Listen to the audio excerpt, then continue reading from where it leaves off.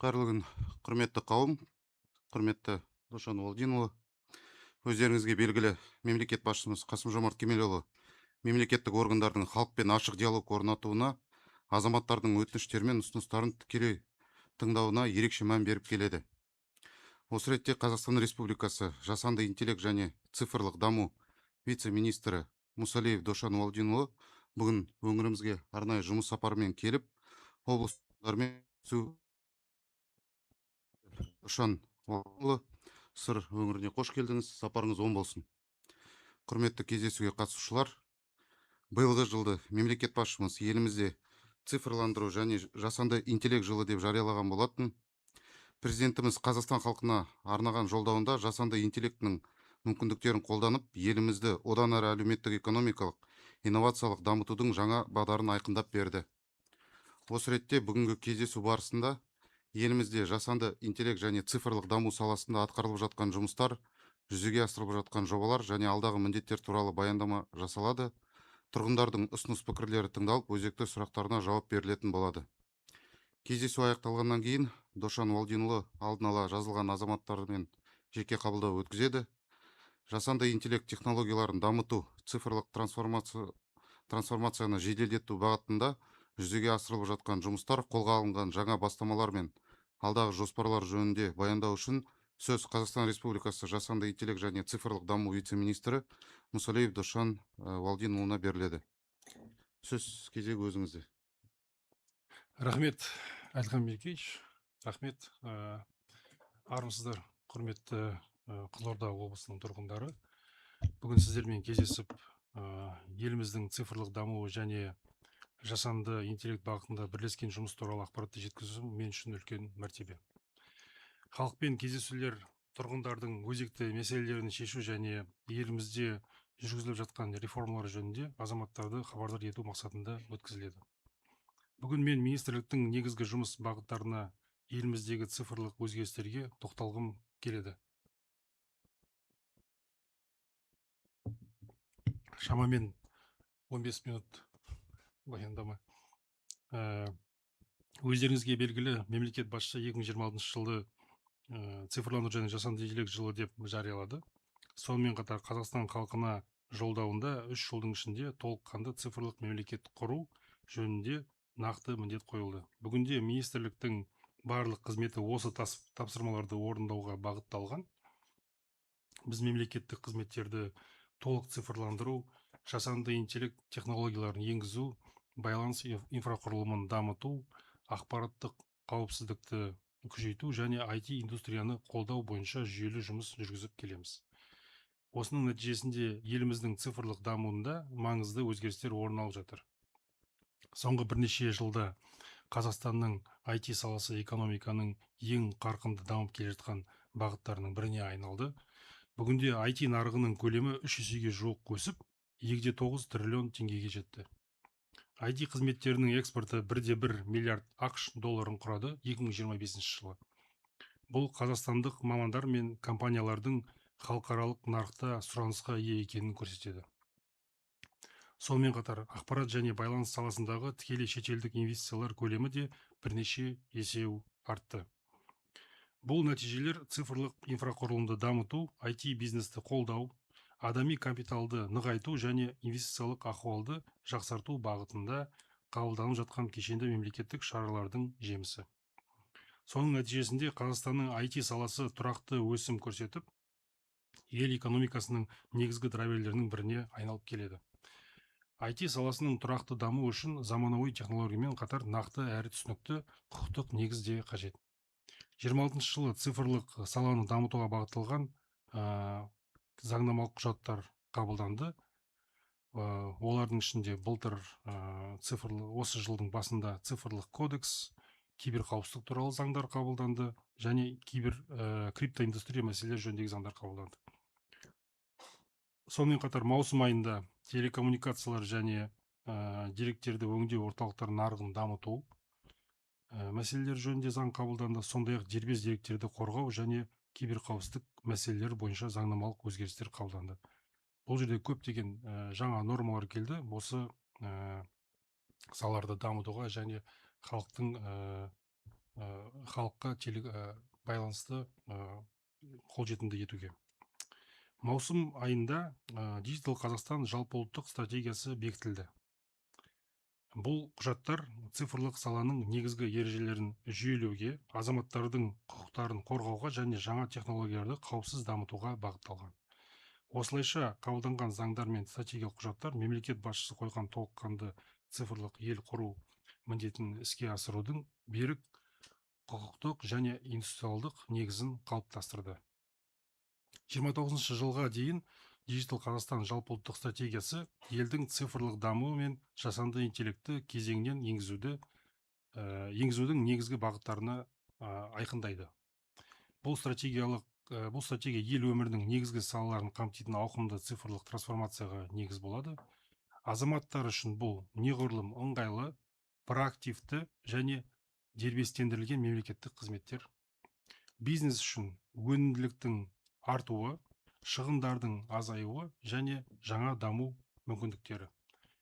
Жалпы экономика үшін жаңа салалардың қалыптасуы, инвестициялар тарту және елдің бәсекеге қабілеттілігін арттыру. Бұл құжатпен негізі қазір осы тиісті сайттарға кіріп таныссаңыздар болады. Бұл құжат мемлекеттік басқарудан бастап экономика мен әлеуметтік салаға дейінгі барлық негіз бағыттардың кешені цифрландыру және жасанды интеллект технологияларын кеңінен енгізуді көздейді. Негізгі мақсат мемлекеттік қызметтердің тиімділігін арттыру, экономиканың өнімділігін өсіру және азаматтардың өмір сүру сапасын жақсарту. Бүгінде бұл бағыттағы жұмыстар нақты нәтижесін беруде. Әлеуметтік салада отбасының цифрлық картасы мен әлеуметтік қолдаудың бірыңғай платформасы, білім беру саласында ChatGPT Edu мен және AI сана енгізіліп жатыр. Экономикада жасанды интеллектке негізделген цифрлық шешімдер, экологияда орман өрттерін ерте анықтау және спутниктік мониторинг жүйелері енгізілуде, және де тағы басқа салаларда көптеген жобалар енгізіліп жатыр. Бұл бастамалардың барлығы ең алдымен азаматтарға көрсетілген қызметтердің сапасын арттыруға бағытталған. Цифрландырудың ең басты нәтижесі халықтың уақытын үнемдеу. Бүгінде мемлекеттік қызметтердің 92% онлайн форматта қолжетімді. Бұл қызметтердің бәріне біз бәріміз уже үйреніп қалдық бүгін. егов порталын 14 миллионнан астам, ал егов мобайл қосымшасын 12 миллионнан астам азамат қазір пайдаланып келеді. Сонымен қатар азаматтар үшін егов бизнес, өтініш және айту қосымшаларын интернет трафиксіз пайдалану мүмкіндігі енгізіледі. Бұл дегеніміз тарифіңізде ақша болмаса да тегін осы сайттарға кіруге мүмкіндік болады. Осы қазір қыркүйек айынан бастап. Қазір мемлекеттік қызметтердің басым бөлігі проактивті түрде ұсынылады. Яғни азаматтардан өтініш қабылдамай және халыққа қызмет көрсету орталығына бармай-ақ көрсетіледі. 25 жылы жеке куәлікті қайта рәсімдеу, жүргізушінің куәлігін алғаш рет алу, тұрғылықты жері бойынша тіркелу және электрондық цифрлық қолтаңба алу қызметтері онлайн форматқа көшірілді. Жыл соңына дейін жылжымайтын мүлікке құқықтарды және шетелдіктерге жеке сәйкестендіру нөмірін рәсімдеу қызметтерін автоматтандыру жоспарланған. Мемлекеттік қызметке жасанды интеллектті енгізу аясында 50 қызмет интеграцияланды бір-бірімен. Әлем GPT жасанды интеллект сервисі 20 мыңнан астам пайдаланушы қолданып келеді. 16 мың өтініш өңделді және 5 миллионнан астам қызмет онлайн форматта көрсетілді. Қазіргі таңда егов 3.0 ол жаңа буын платформасын іске қосу жұмыстары жоғары қарқынмен атқарылды. Қызылорда облысына келсек, Қызылорда облысында 12 халыққа қызмет көрсету орталығы жұмыс істейді қазіргі таңда. 27 жылы Қызылорда қаласында жаңа цифрлық форматтағы халыққа қызмет көрсету орталығын ашу жоспарланып отыр. Бұл мемлекеттік қызметтерді одан әрі ыңғайлы әрі жылдам алуға мүмкіндік береді. Сондай-ақ өтініш азаматтар мен мемлекеттік органдар арасындағы негізгі кері байланыс алаңына айналды. Бүгінде жүйе арқылы 17 миллион астам өтініш өңделді. Қазір өтініштің жаңа нұсқасы да әзірленуде. Мемлекеттік қызметтердің қолжетімділігі интернет пен тұрақты байланыс сапасына тікелей байланысты. халық үшін бұл мәселе ең өзекті мәселелердің бірі. Өткен жылы осы сала тарихындағы ең ірі жобалар іске қосылды. Ол Қазақтелеком, Транстелеком және Freedom компанияларымен бірге алдағы 2 жылда 3,5 мыңнан астам ауылды жоғары жылдамдықты интернетке қосу жоспарланып отыр. Бұл жұмыстар қазір жүріп жатыр Қызылорда облысында да. Нәтижесінде ауылдарды оптикалық интернетпен қамту деңгейі қазіргі 43%-дан 92%-ға дейін артады. Биыл сонымен қатар республикалық маңызы бар автожолдар, ал келесі жылы негізгі облыстық автожолдарды мобильді интернетпен қамтылатын жоба да қазір жүзеге асыру басталды. Шалғай елді мекендерді интернетпен қамтамасыз ету үшін спутник технологиялар қазір қолданылды. Өздеріңіз бәрі білесіздер, қазір Starlink, OneWeb пилоттық режимде қазір жұмыс істеп жатыр. Осы қыркүйек айынан бастап заңды түрде оларды қолдануға болады. Биыл пойыздар мен ұшақтарға спутниктік интернет енгізу көзделген. Пойыздарға өздеріңіз білесіздер, қазір қосылып жатыр. Ертең Қызылорда Семей пойызына отырып, соның бірінші составтардың біріншіне соны тексеретін боламыз. Сонымен қатар Direct to Cell технологиясы кезең-кезеңмен енгізілуде.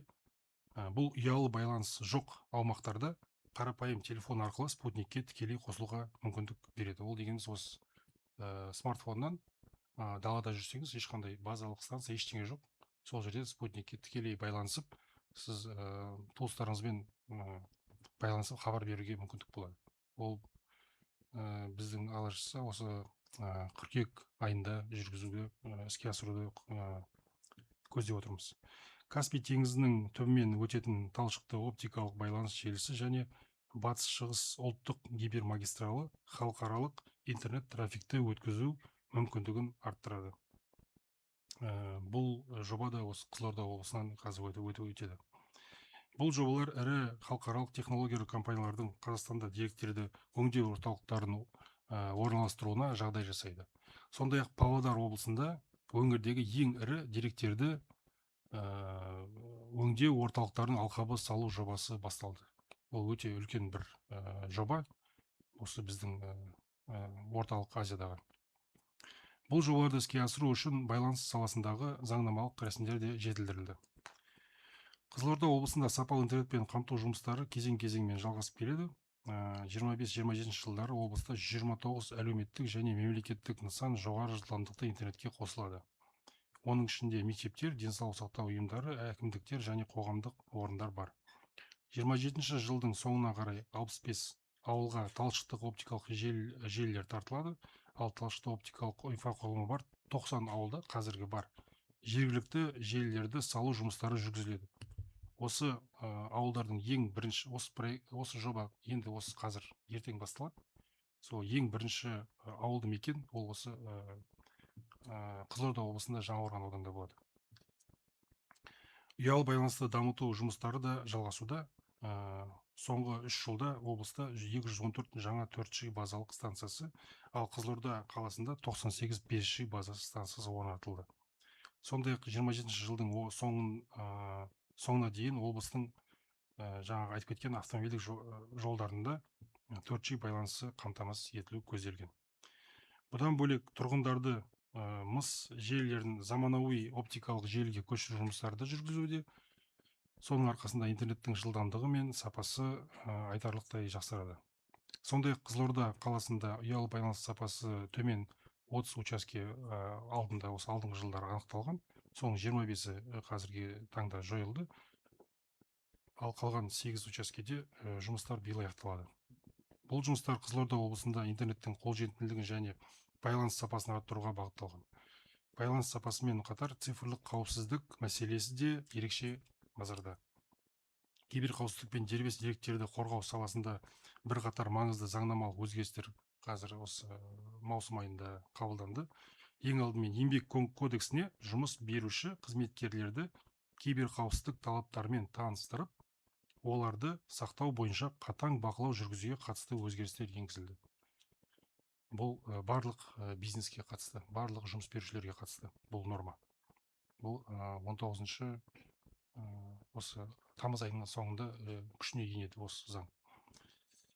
аса маңызды цифрлық объектілердің қауіпсіздігін арттыру мақсатында оларды мемлекеттік бақылау функциясы ұлттық қауіпсіздік комитетіне берілді. Бұдан бөлек ұйымдарға қолжетімділігі шектеулі дербес деректерді пайдалану кезінде оларды пайдаланған қызметкерлерге міндетті биометриялық сәйкестендіру енгізілді. Бұрында тек қана логин парольмен ғана кіріп жүрсе, ол жерге қазір биометриялық сәйкестендіру міндеттедік. Өйткені сол жерде жұмыс істейтін қызметкерлер өкінішке қарай сол ақпараттарды алып қолданған.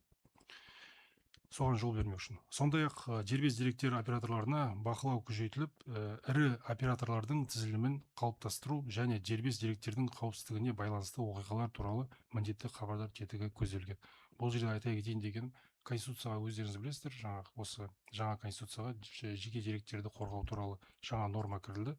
Сондықтан бұл саладағы жұмыстар, талаптар да қатты күшейтілетін болады. Өйткені үкімет, мемлекет тікелей бұған жауапты болады.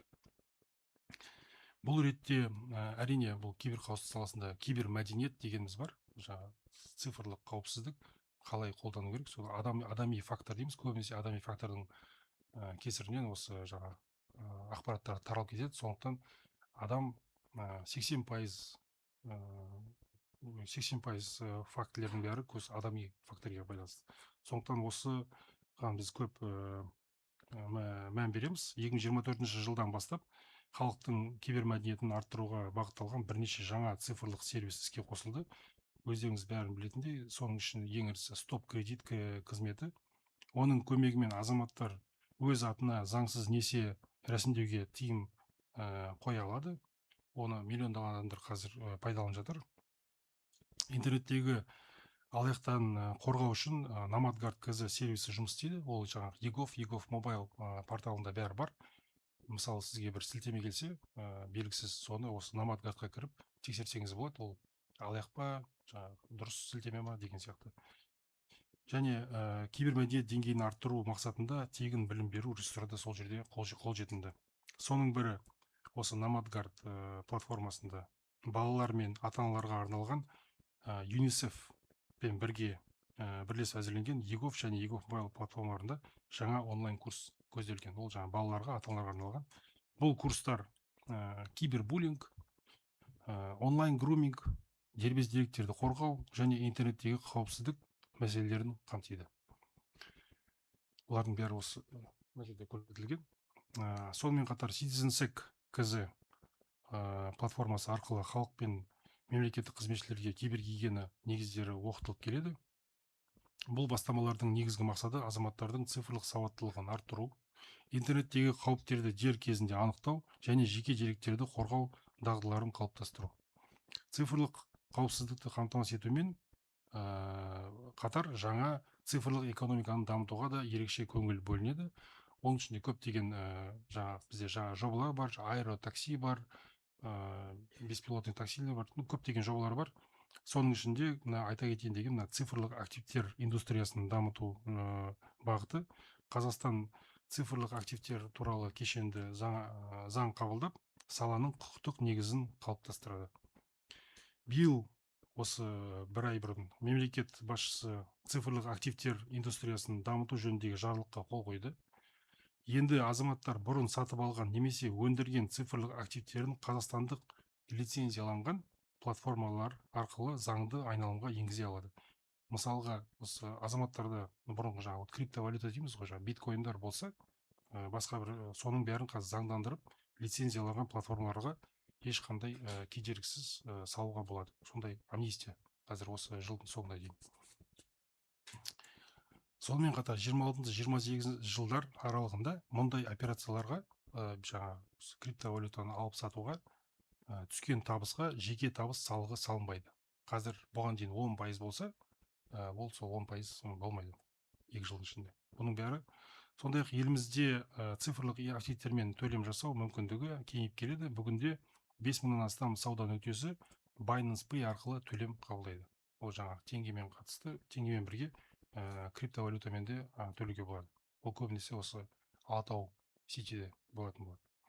Бұл шаралар цифрлық активтер нарығын қауіпсіз әрі ашық дамытуға бағытталған. Сонымен қатар Қазақстанда стартаптарды идеядан бастап халықаралық нарыққа дейін қолдайтын толық экожүйе қалыптасты. Ол осы жас мамандарға, стартапты бар компанияларға арналған. Астана Хаб еліміздің IT индустриясын дамытудың негізгі орталығы. Бүгінде оның 20 өңірлік хабы жұмыс істейді, ал қатысушылар саны 2,4 мыңнан астам IT компанияға жетті. Бұның 30-35% шетелдік компаниялар. Қазақстандық IT өнімдер қазір әлемнің 111 еліне экспортталуда. Астана Хаб қатысушылары үшін 2029 жылға дейін арнайы құқықтық режим мен салықтық жеңілдіктер қарастырылған. Ол деген ешқандай салық төлемейді, тек қана жаңа табысынан бір ғана процент төлейді, басқа ештеңе төлемейді. Бұл үлкен мүмкіндік береді. Бұл стартаптардың дамуына, инвестиция тартуға және жоғары технологиялық жұмыс орындарын құруға мүмкіндік береді. Арнайы бағдарламалар жас кәсіпкерлерге өнім әзірлеуге, инвестиция тартуға және шетелдік нарықтарға шығуға көмектеседі. Барлық жағдай жасалған, тек сол жаңағы жас мамандар болса, жас компаниялар болса, осы жерге шығып, өздерінің IT өнімдерін дамытуға барлық мүмкіндік жасалған. Біздің мақсатымыз соның арқасында жаңағы үлкен компаниялар шығып жатыр. Жаңағы Хиксфилд деген өздеріңіз бәрі білесіздер, $1,5 миллиард капитализация қазір. Бүкіл дүние жүзінде топ 3 компанияның ішіне кіреді жаңағы жасанды интеллект видеосын жасаудан. Осы жасалған жағдайлардың арқасында осындай үлкен компаниялар қазір шығып келе жатыр бізде Қазақстанда. Біздің мақсатымыз қазақстандық, әсіресе жасанды интеллект бағытындағы стартаптардың жаһандық деңгейде бәсекеге қабілетті болуына жағдай жасау. Жасанды интеллект саласын дамыту үшін елімізде мектеп оқушыларынан бастап жас мамандарға дейін үздіксіз кадр даярлау жүйесі қалыптасуда. Ол жаңағы мектептен, университеттерден басқа тағы да мемлекет қайта даярлау программалары бар. Оның көбісін сіздер білесіздер де, бірақ көптеген жастар оны осында қалай қолдану керек, қай жерге кіру керек екенін білмей жатады. Бірақ бұның бәрі тегін, бұның бәрін қолдануға болады. Оның ішіндегі ол Тумо Астана, Tomorrow School және осы президенттің тапсырмасымен ашылған Қазақ AI Research University және Техорда, бұрыннан бір келе жатқан Техорда бағдарламасы. Тумо Астана ол 12-18 жас аралығындағы оқушыларға арналған. Ол жерде бағдарламалау, робототехника, жасанды интеллект және барлық тегін оқытылады. Ол жаңа мектептен тыс. Бұл қазір Астанада, енді бұл естілмей қалды. Бұл бағдарламаны барлық өңірлерге тарату, жеткізу көзделіп отыр қазір. Tomorrow School ересектерге арналған бағдарламалау және жасанды интеллект мектебі. Бұл жерде 18 жастан шексіз жасқа дейін бәрі бұл жерге кіруге болады. Мұнда оқу да тегін, ал студенттер нақты жобалармен жұмыс істеп кетеді. Бұл жерде 45-50 жасқа келген кісілер кейде келіп жатады. Экономика саласында жұмыс істеп жүріп, Tomorrow School'ға кіріп, бір жылдың ішінде маман болып, IT саласында, одан кейін үлкен жақсы компанияларда істеп, жақсы мамандарға айналысқан сондай бізде жаңағы мысалдар бар. Қазақ AI Research University орталық Азиядағы жасанды интеллектке маманданған алғашқы зерттеу университеті болса, Техорда бағдарламасы азаматтарға IT мектептерде мемлекеттік грантпен білім алуға мүмкіндік береді. Бұл оқу орындарының есігі қызығушылығын танытқан қабілетті азаматтарға ашық. Осының барлығы Қазақстанның цифрлы экономикасы үшін жаңа буын IT және AI мамандарын даярлауға бағытталған. Сонымен барлық жағдай жасалған мемлекет тарапынан. Барлық жастарға айтайын дегенім, тек оқу керек. Университетте болсын, және осы қайта даярлауда оқып, өйткені адами капитал ең жақсы капитал. Өзіңіздер білесіздер, дүние жүзінде бір үлкен елдер бар. Тек сол адами капиталдың арқасында ғана бүкіл экономика жұмыс істеп тұр. Сондықтан жастардың бәрі жақсы оқып, жақсы маман болып, компаниялар ашып жатса, ол деген үлкен үдеріс береді бізге, Қазақстанға және де экономика. Құрметті Қызылорда тұрғындары, цифрландыру бұл болашақтың ғана жобасы емес, ол бүгінде әрбір азаматтың өміріне тікелей әсер етіп отырған нақты өзгеріс. Мемлекет басшысының тапсырмасына сәйкес біз елімізде заманауи, қауіпсіз және қолжетімді цифрлық орта қалыптастыру жұмыстарын жалғастырамыз. бүгін мен министрлік жүзеге асырып отырған министрлік және әкімдіктер жүзеге асырып отырған жұмыстардың бір бөлігін ғана таныстырдым. Азаматтардың өмір сапасын жақсартуға бағытталған көптеген басқа да бізде жобалар көп. Осымен менің баяндамам аяқталды. Назар аударып тыңдағаныңызға рахмет. Сұрақтарыңыз болса жауап беруге дайынмын. Рахмет. Рахмет, Досжан Олдинұлы. Құрметті кездесуге қатысушылар, сұрақтарыңыз болса, ортаға шығып қойсаңыздар болады. Саламатсыз, құрметті вице-министр мырза. Менің сұрағым, өзіңізге белгілі 2026 жылы мемлекет басшысы цифрландыру және жасанды интеллект жылы деп жариялаған болатын. Осы бағытта республикалық деңгейде қандай орталықтандырылған жобалар жүзеге асырылып жатыр?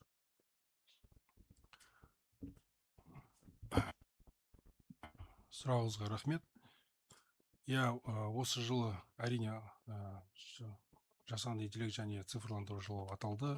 Және осы айтып кеткендей, алдағы 3 жылда толыққанды цифрлық елге айналу туралы бізде тапсырма бар.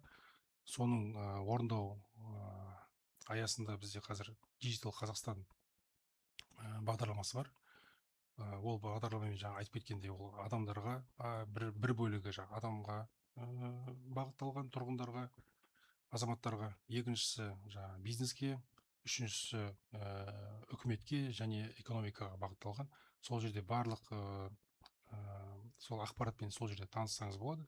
Бірақ енді соның аясында мен айтып кеткендей, цифрлық кодекс, киберқауіпсіздік заңы бірінші рет Қазақстанда қабылданып отыр. Жасанды интеллект заңы бар. Телекоммуникация саласында және дербес деректерді қорғау саласындағы жаңа заңдар бар. Және де осы көптеген осы жасанды интеллектті дамыту үшін инфрақұрылым қазір бізде алынып жатыр. Қазақстанда топ 500-ге кіретін ең үлкен инфрақұрылым бар. Жасанды интеллектке ол үкіметтің иесі, үкіметке меншікті, және Қазақтелеком компаниясында Аль-Фараби инфраструктурасы бар. Сонымен қатар жаңағыдай азаматтарды қайта даярлауға қатысты көп программалар бар. Осылардың бәрін қоса келіп, біз осы Digital Қазақстан бағдарламасын орындап, толыққанды цифрлық мемлекетке айналуды жоспарлап отырмыз. Рахмет. Рахмет.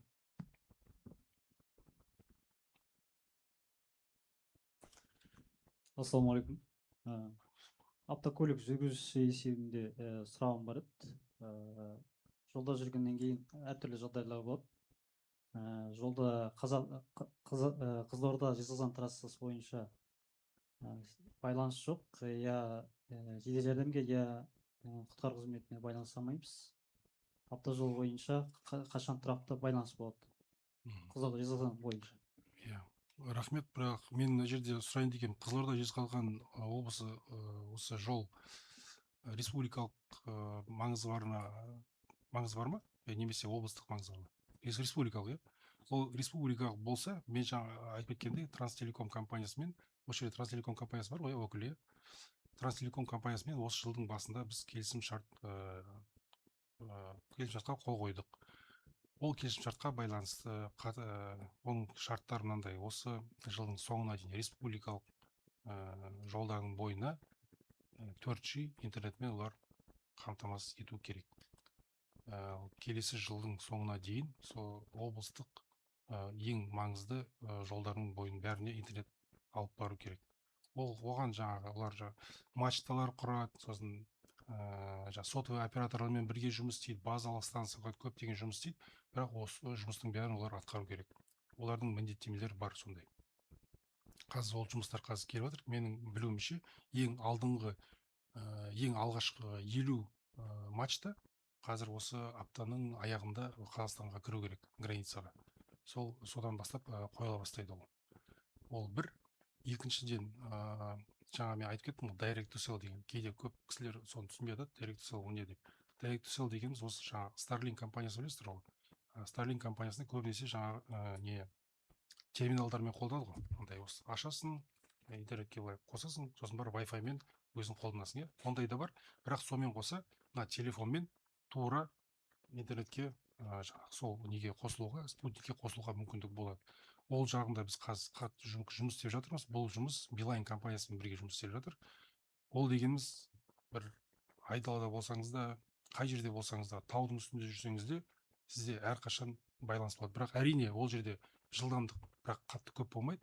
Бірақ жаңағы бір хабар беруге, жаңағы немесе звондап айтуға сондай мүмкіндік болады. Оны енді осы қыркүйек айында қосамыз деген ойымыз бар. Бірақ енді қыркүйек айында Android телефондарына менің білуімше, енді ал қазан айында сол жаңағы айфонға.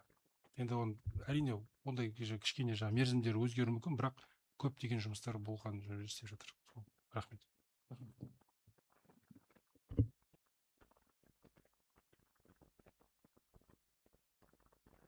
Тағы да бар ма сұрақ қоятындар?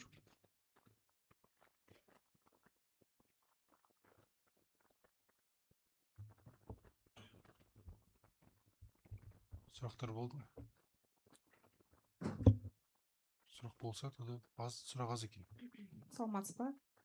Қазіргі уақытта интернет алаяқтықтың өсуі байқалып отыр. Осыған байланысты министрлік қандай да шаралар қабылданып жатыр ма? Я вот цифрлық, сіз отыра беріңіз маған. Цифрлық алаяқтыққа ол қазіргі үлкен бір проблемалардың біріне айналды. Әрине жаңағы цифрлық даму қатты болып жатыр ғой бізде. Бірақ онымен де қоса киберқауіпсіздік сұрақтарды, конечно, сонымен қоса өте маңызды болып келеді. Енді бұл жерде бұл енді қылмыс қой, алаяқтық деген. Сондықтан бұл жерде құзырлы органдар бұлармен жұмыс істейді. Бірақ енді бұлардың алдын алу үшін көптеген жұмыстар жүргізіліп жатыр. Соның бір бөлігі біздің министрлікте, бір бөлігі білем, ол банктерде жаңағы антифрод центр деген бар. Антифрод центр ашылып жатыр. Ұлттық банкте. Сол ұлттық банктың антифрод центріне, антифрод дегеніміз жаңағы алаяқтыққа қарсы центр деген сөз. Ол жерге бүкіл банктердің жүйе антифрод центрлерінің бәрі соған қосылған. Ол әртүрлі жаңағы подозрительный сондай нелерді, транзакциялардың бәрін қарап, сол жерге талдау жасап отырады, сөйтіп беріп отырады ақпарат. Ол бір. Екіншіден, осы алдыңғы жылы біз заң қабылдап, барлық сотовый операторлар бар, барлық байланыс операторларын осындай антифрод центрлерді өздерінде құрастыруға сондай міндеттеме жаздық заңда. Және соның бәрін осы жаңағы ұлттық банктың антифрод центріне қосуға сондай міндеттеме қойдық. Және оған қоса сим картаны алған кезде тек биометриямен өтіп алу, сосын бір адам басына 10 сим картадан артық алмау деген сияқты көптеген нормалар жасап жатырмыз. Оның бәрі қазір күшіне келіп жұмыс істеп жатыр. Бірақ енді бұл жерде айта кетейін деген болады ғой. Бір адам бәрін білуі мүмкін, осының бәрі жұмыс істеп жатыр. Бірақ сол жаңағы аяқ астында табыс алып қалам деп, соған қызығып, біреулер жаңағы өздерінің пәтерін барып сатып, сосын сол пәтердің ақшасын алып, сол аяқтарға жіберіп жатқан уақыт болады. Сонда қанша уақыт өтеді? Бір апта, 2 апта. Ол дегеніміз енді Zero Trust деген жаңа бізде принцип бар. Zero Trust деген ешкімге сенбеу деген. Бірнәрсе біреу звондаса, қатты тиімді болып тұрса, оны звондап, жақындарыңыздан, сол салада білетіннен, немесе сол мысалға бір компаниядан звондаса, сол компанияға телефонды қойып қайттан звондап, сондай әртүрлі тексерулер жүргізу керек. Сол сөйтіп қана жаңа кибермәдениетті көтеріп қана, сөйтіп қана осы алаяқтармен біз күресуге. Сонымен қоса жаңа норма осы ғана қыркүйек айында жаңадан еді. Мысалы сізге белгілі бір компаниялар звондаса, олардың жаңа нөмірлері маркировка жасалу керек. Маркировка дегеніміз, мысалы Каспий звондаса, Каспий деп жазылып тұру керек. Тағы да бір мемлекеттік органдар звондаса, соның бәрі таңбаланып тұру керек. Сондай көптеген нормалар бар, бірақ ең қанша біз нормалар қабылданғанмен алаяқтар әрқашан бір нәрсе ойлап тауып жатады. Сондықтан ең бастысы осы азаматтар өздерінің кибермәдениетін көтеріп, деңгейін көтеріп, соған сенбей әрқашан тексеріп отыру керек. Рахмет.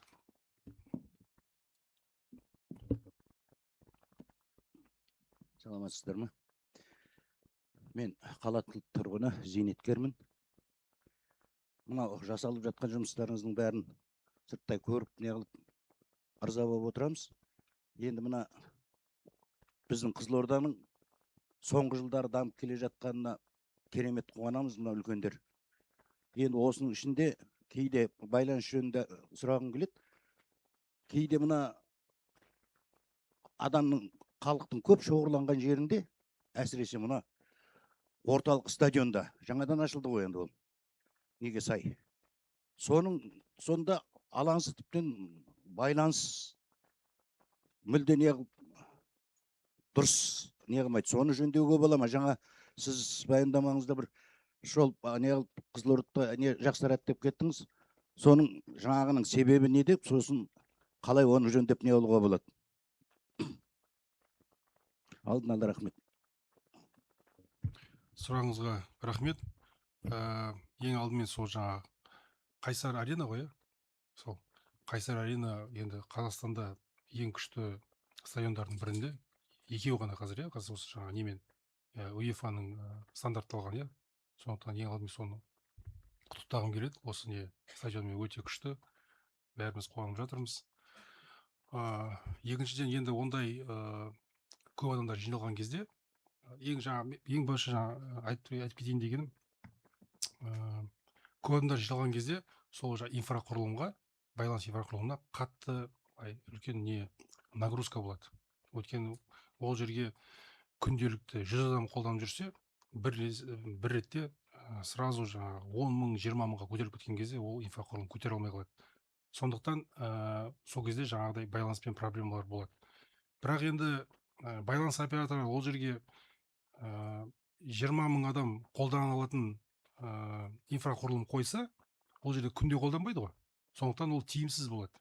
Өйткені ол жерде күніне 100 мың адам болуы мүмкін. Сондықтан ол экономика жағынан тиімсіз болады. Сондықтан бұндай жағдайларда біз не істейміз? Астанада ойындар болып тұрады ғой, Астана. Ол жерге мобильді базовый станциялар қоямыз. Оны операторларда сондай болу керек. Сөйтіп, жаңағы соның несін кеңейтеміз, көлемін кеңейтеміз, қанша көтере алатын. То есть 20 мың, 30 адам сөйлесе алатындай сондай базовый станция қоямыз. Сондықтан осы жерде сұрақ қояйын деген осы жаңа Кейсел, Теле2 және Билайн компаниясы, сіздердің осы жерде базалық мобильді базаларыңыз бар ма, осы жерде базалық станцияларыңыз? Микрофон беріңіз. Саламатсыздар ма? Кейсел актив өкілі болам. Есім Бауыржан.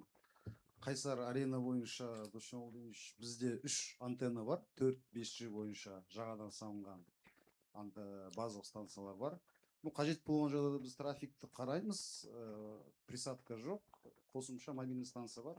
Үлкен шара болған кезде әкімшілік тарапынан сұраныс кезде біз қоямыз, қойып та жатырмыз, басқаларда анда.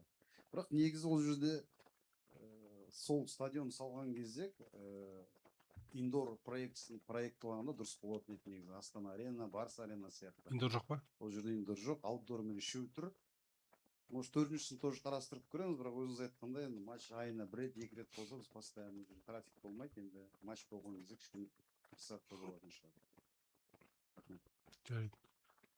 Сонда сізде мүмкіндік бар ғой. Енді ол енді үшеу тұр, полноценный базалық станция тұр, 400 салуға қажеттілік пока жоқ, бірақ специалистермен қараймыз да, қажеттілік болып жатты жағдайда. Бірақ по-хорошему индор керек еді негізі салынып жатқан кезде. Енді ол жағын индорды қарастырамыз біз. Индорды оны сол Қайсар аренаның өзі істеу керек қой. Енді жоқ, онда сооружение салынып жатқан кезде құрылыс барысында соны закладывать етіп кеткенде дұрыс болар еді деп жатырмын. Қазір енді аутдормен шешеміз солай. Жарайды. Ал Билайн? Добрый день. Значит, касательно мобильных базовых станций, у нас они лоцируются в ближайших крупных городах, это Алмата, Шымкент, Астана. Вот, поэтому в случае необходимости, когда проводятся какие-то крупные мероприятия, мы контактируем с управлением цифровизации. И, значит, ближайших городов можно будет сюда, конечно, пригонять, разготовить и запускать. Хорошо. Но мы планируем еще в текущем году установить дополнительную базовую станцию Сегодня у нас там будет, наверное, выезд как раз Мгм. для Кайсар-Арены. Мы покажем там новые решения пилотные для нашего региона. Будет устанавливаться опора двойного назначения, на которой мы установим свою базовую станцию как раз-таки для покрытия ближайших многоэтажных домов и как раз-таки снятия части нагрузки во время проведения мероприятия на Кайсар-Арене. Хорошо, спасибо. Сонда, то есть, как получается, я понял, что, в принципе, сейчас уже соответствующие базовые станции инфраструктуры есть, она еще будет дополняться дополнительно. И помимо этого, с учетом того, что Хайсар-Арена становится более такой популярной, при необходимости вы готовы мобильные базовые станции привести, правильно же, да? Да, да. Да, Ага. да. Сіздің сұрағыңызға осы жауапты айтты. Сонда барлығы енді қазір инфрақұрылым сол тұрақтылы инфрақұрылымдар қазір көбейтілетін болады. Ол біріншіден. Екіншіден, жаңағы көп үлкен бір мероприятие болып жатса, ол кезде тағы мобильді база станциялар алып келетін болады. Так. Тағы да сұрақтар бола ма? Саламатсыздар ма? Мынандай сұрақ бар еді. Бүгінде өңірлерде IT орталықтары жұмыс істеп тұр. Алайда олардың қаржыландыру және стартаптарды қолдау мүмкіндіктері әртүрлі деңгейде. Барлық облыстарда халықаралық стандартқа сай жасанды интеллект және IT инновациялық орталықтарын дамытуға арналған бірыңғай мемлекеттік бағдарлама қабылдау жоспарда бар ма?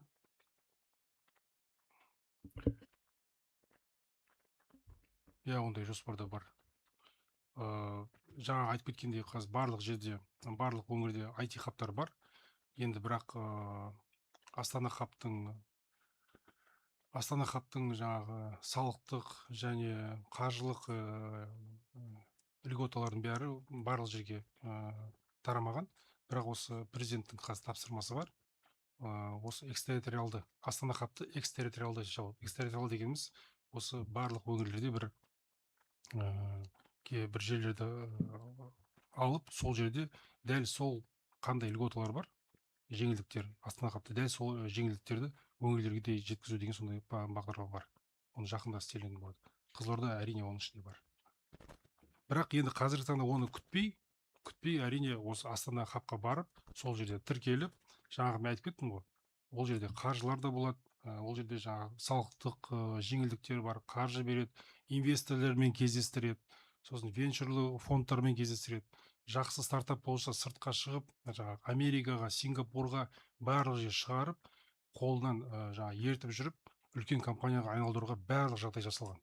Сондықтан тек қана сол жерге барып, бір нәрсе істеп, жаңағы ниетті көрсетіп, жұмыс істесе, барлық мүмкіндік жасалған.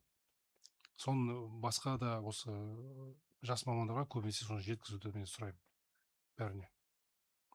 Көп мүмкіндіктерді өкінішке қарай біле бермейді, немесе сенбейді, немесе қолданбайды. Бірақ көп мүмкіндік жасалған. Рахмет.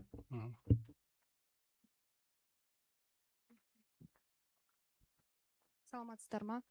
Мен Сырдария ауданы Шаған ауылынан келіп тұрмын. Бізде Билайн Теле2 ұялы байланыстар жақсы тартады, бірақ актив кесел ұялы байланысы бізде өте нашар сапасы. Осы мәселені шешу үшін қандай нақты шаралар қабылданады, және біздің ауылда байланыс сапасын жақсарту қашан жоспарланып отыр? Қандай ауыл дедіңіз? Шаған ауылы. Шаған. Сырдария ауданы Шаған ауылы. Осы жақын жерде ғой? 50-60 километр. Мен мына жерде түсінбей тұрған, сіз отырайыз, рахмет. Сұрағыңызға рахмет.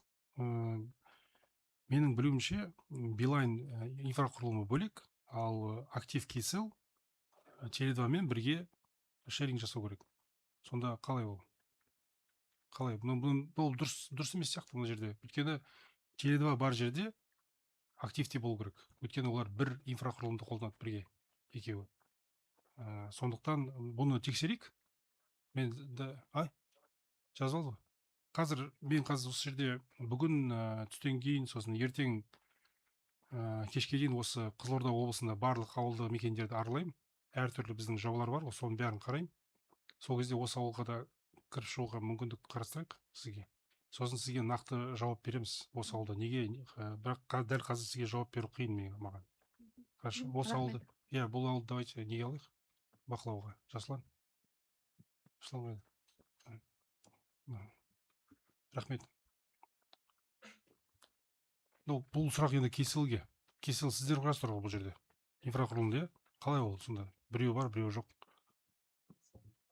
Иә, сосын айтыңызшы маған жауабын. Рахмет. Ассалаумағалейкум. Кесел осы Қызылорда облысына инженер боламын. Асылбек. Шаған ауылында қазір читерджи болған дейін тұрған отдельно. Енді 2026-ның аяғына дейін Қазақ Телекомның өшкісіне перенос болады. Модернизация жүреді. Биыл. Сонда өшіріп тастадыңыздар ма сіздер? Жоқ, қазір қосылып тұр. Жоқ, Мен неге? кешкісін ғана тексергем, сол база станция бойынша. Шеринг қазірге жоқ. Неге? Сіздердің міндеттемелеріңіз бар ғой. Жоқ, дұрыс, иә. Ауылдарда бізде ондай шеринг қамтамасыз етілмеген әзірге. Жарайды. Рахмет ақпаратыңызға. Давайте тексерейік. Мына сұрақты. Қалай ол?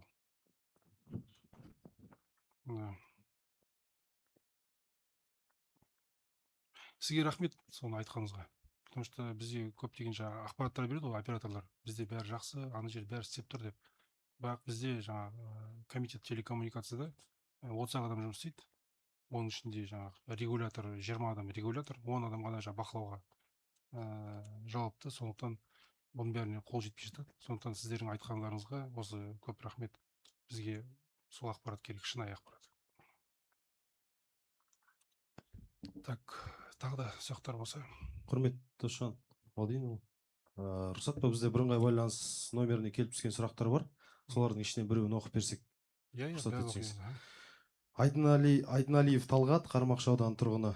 Тұрғын үй көмегін алу үшін электронды үкіметтің порталы арқылы өтініш берер кезде менің тұрғылықты мекенжайым бойынша тіркелген адамдардың келісімін сұрайды. Алайда бұл қызметті алу кезінде қиындық туғызуда. Себебі менің тұрғылықты мекенжайым бойынша тіркелген адамдардың барлығында ЭЦқ жоқ, және де олардың кейбірі басқа қалада және де вақтылық әдіспен алыс, интернет жылдамдығы әлсіз жерлерде жұмыс істейтіндер бар. Осы орайда тұрғын үй көмегін электронды үкіметтің порталы арқылы алу кезінде мекенжай бойынша тіркелген барлық адамдардың келісімін талап етуді алып тастауға немесе жеңілдетуге бола ма деп қойыпты. Иә, сұрағыңыз қандай қызмет? Тағы да қайталап жүрсіз? Тұрғын үй көмегін алу үшін. Тұрғын үй көмегін алу үшін Электронды үкіметтің порталы арқылы. Енді бұл жерде айта кетейін деген, енді электрондық портал ол көбінесе заңда жазылған, заңда сол қызметтердің қалай көрсетілетіні жазылған ғой. Солардың бәрі цифрландырған. Енді бұл нақты бұл қызметтің иесі басқа мемлекеттік орган болуы мүмкін. Менің білуімше бұл Минюст болуы, Минюст қой деймін, жаңа әділеттік министрлігі болуы мүмкін. Солармен сөйлесіп көрейік. Өйткені бұл жерде қараңыз, енді бұл бостан бос жасалмаған ғой, менің ойымша. Өйткені әртүрлі жаңа айтылды алаяқтар да бұны қатты жеңілдетіп жіберсек, жаңа менің туысым мына жақта, тұрып жатқан біреу вақты деп айтсақ, алаяқтар да бұны қолдануы мүмкін. Сол үшін жасалған шығар мүмкін. Бірақ енді жеңілдетуге болып жатса, мүмкіндік болып жатса, оларға сұрап көрейік, сөйлесіп. Олар жеңілдетсе, оны цифрлық түрде ЕГОВқа енгізу ол қиын емес. Сондықтан ол жаңағы сол бизнес процестерге байланысты. Рахмет, ақпарат жолдайтын боламыз. Рахмет. Тағы да сұрақтарыңыз бола ма?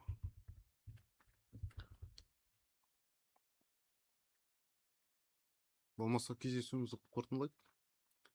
Досжан Алдинұлы, сізге үлкен рахмет.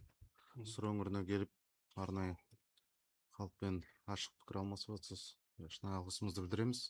Барлық бүгінгі көтерілген мәселелер хаттамаға түсіріліп, тиісті мемлекеттік органдарға жолданатын болады. Құрметті кездесуге қатысушылар, сіздерге де уақыт болып келгендеріңізге үлкен рахмет. Сау болыңыздар. Рахмет. Сау болыңыздар.